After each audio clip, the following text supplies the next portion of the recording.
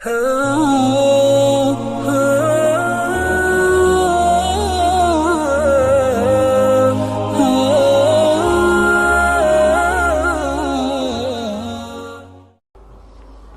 یہاں کشمیر میں جب اسلام داخل ہوا ہے، حضرت سید عبد الرحمن بلبل رحمہ اللہ تعالی باقاعدہ پہلے شخص ہیں جن کے ذریعے سے کشمیر میں اسلام داخل ہوا ہے.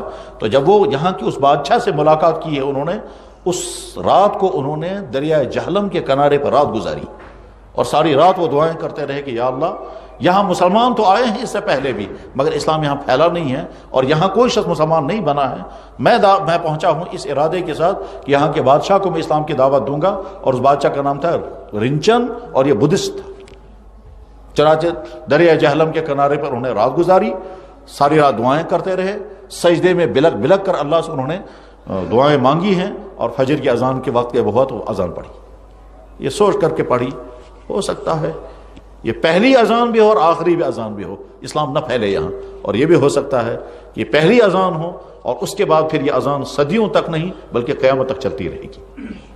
اس جذبے کے ساتھ وہ اذان پڑھی ہے. پہلی اذان جو باقاعدہ کشمیر کی تاریخ میں ملتی ہے وہ عبد الرحمن بلبل رحمہ اللہ تعالی، جو چائنا سے اس زمانے میں آئے تھے. چائنا میں شہر تھا کاشگر، اس کو اس زمانے میں کہا جاتا تھا ترکستان مشرقی، آج اس کو کہتے ہیں سنکیانگ. وہاں سے عیسائی آئے تھے سادات میں سے، اللہ کے نبی علیہ السلام کے خاندان کے تھے. یہ سید شرف الدین عبد الرحمن بلبل رحمۃ اللہ علیہ، یہ شخص آئے ہیں پہلے، اور یہاں کے بادشاہ رنچن کو اسلام کی دعوت دینے سے پہلے فجر کی اذان انہوں نے پڑھی دریائے جہلم کے کنارے پر. جہاں بلبل لنگر ہے وہاں کنارے پر کوئی چٹان رہی ہے، اس چٹان پر انہوں نے اذان پڑھی تھی. فجر کی نماز کے بعد وہ محل میں داخل ہوئے. تفصیلی تاریخ پڑھنی چاہیے. محل میں جب داخل ہوئے اور بادشاہ سے گفتگو کی تو پہلے تو ان کو سمجھ میں نہیں آنے لگا یہ کون آدمی ہے اور کیا بات کرنا چاہتا ہے، لینگویج کا گیپ تھا. اس کے بعد پھر ٹرانسلیٹر لایا گیا. حسن اتفاق یہ کہ بہت بہترین ٹرانسلیٹر مل گیا، اور اس ٹرانسلیٹر کا نام تھا شمس الدین، جو بزنس کے سلسلے میں کشمیر آتا رہتا تھا، اور یہ کہیں منگولیا کا تھا یا چترال کے علاقے کا تھا. بہرحال شمس الدین نے ٹرانسلیشن کا کام کیا، اور اس طرح سے عبد الرحمن بلبل رحمۃ اللہ علیہ کی بات رنچن تک پہنچی، رنچن کے بعد ان تک پہنچی. یہ گفتگو چلتی رہی، ادھر سے دعائیں ہوئی تھی، ادھر سے اللہ کا فیصلہ تھا.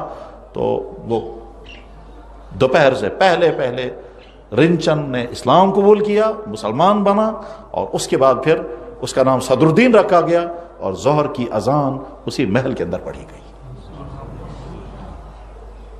اس کے بعد عبد الرحمن بلبل کی آنکھوں میں آنسو آ گئے. انہوں نے کہا یا اللہ، میں نے فجر کی اذان پڑھی تھی یہ سوچ کر کہ ہو سکتا ہے ظہر تک میں زندہ ہی نہیں ہوں گا، اور جب مجھے اندر محل میں بلایا گیا تھا تو مجھے نہیں معلوم تھا کہ میں زندہ واپس نکلوں گا یا کیا ہوگا میرے ساتھ. مجھے نہیں معلوم تھا مجھے مہمان خانے میں رکھیں گے یا جیل خانے میں ڈالیں گے. لیکن آپ کا فیصلہ ہوا، ہدایت کا نور ان کے لیے مقدر ہوا، اور یہ توحید پارے بن گئے. چنانچہ رنچن مسلمان ہوا اور اس کا نام صدر الدین رکھا گیا. یہ پہلا شخص ہے جو باقاعدہ کشمیر کی تاریخ میں مسلمان بنا. اس پر نہ کوئی تلوار چلانے والا آیا، نہ کوئی لالچ دینے والا آیا، نہ کوئی ورگلانے والا آیا، نہ کوئی دھوکہ دینے والا آیا. ایک مسافر دین کا نور توحید کی دعوت لے کر کے ملکوں سے سفر کر کے یہاں پہنچا، اور پیدل اور اکیلے، اور اس کے بعد انہیں اسلام کی دعوت دی. رنچن مسلمان ہوا. پھر اسی عبد الرحمن بلبل رحمۃ اللہ علیہ کی دعوت پر، اور رنچن نے اب صدر الدین ہے.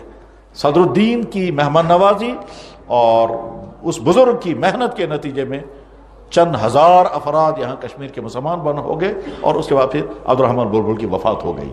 رنچن کی بھی وفات ہو گئی. وہ دونوں ایک ہی جگہ دفن ہو گئے، جہاں بلبل لنگر جسے کہتے ہیں وہیں وہ دونوں دفن ہیں.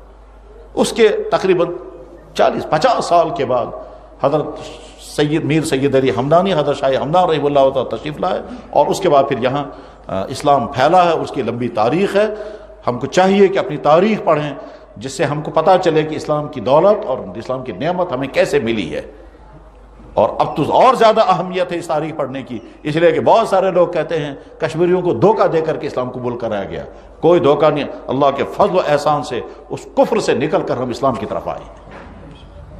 اور اللہ تعالیٰ جزا خیر عطا فرمائے ان تمام کو جو اسلام کی دعوت لے کر یہاں آئے، اور ہمارے ان آبا و اجداد کو جنہوں نے اس کفر کو اس کو چھوڑا اور اسلام قبول کیا.